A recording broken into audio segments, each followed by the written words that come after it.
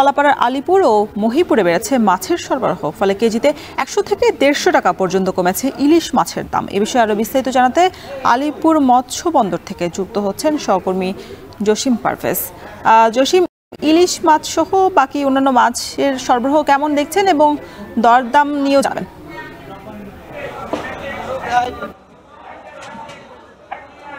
হ্যাঁ,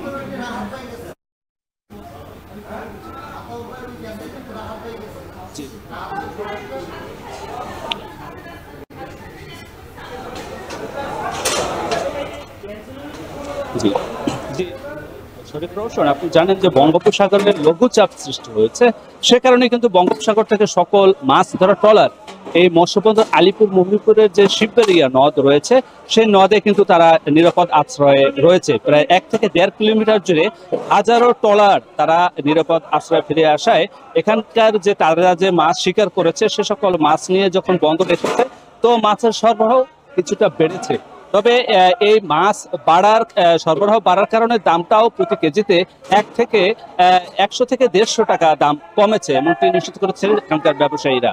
এছাড়াও যে 1 কেজি ওজনের যে ইলিশ তা আজ এখানে বিক্রি হচ্ছে প্রতি কেজি 1550 থেকে 1600 টাকা, এবং 800 থেকে 900 গ্রাম ওজনের যে ইলিশ তা বিক্রি হচ্ছে 1200 থেকে 1300 টাকা কেজি দরে, এবং 600 থেকে 700 গ্রাম যে ওজনের ইলিশ তা আজ বিক্রি হচ্ছে 800 থেকে 900 টাকা প্রতি কেজি, এবং 400 থেকে 500 গ্রাম ওজনের যে ইলিশ তা আজ বিক্রি হচ্ছে 600 থেকে 650 টাকা প্রতি কেজি। এছাড়া যে ছোট আকারের যে ইলিশ রয়েছে তা আজ এখানে বেচা বিক্রি হচ্ছে 450 থেকে 500 টাকা।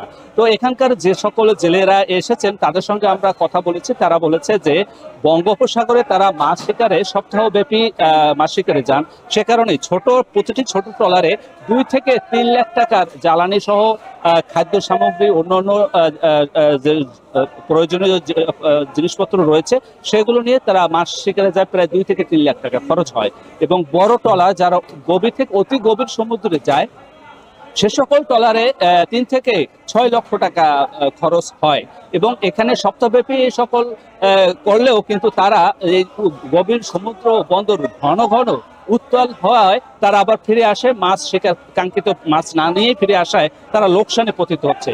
এই ধারাবাহিক লোকসানের কারণে কিন্তু অনেক ট্রলার মালিক এবং জেলে এবং মৎস্য ব্যবসায়ীরা তারা অতি কষ্টে দিনে অতিপাত করছে, এমনটি জানিয়েছে।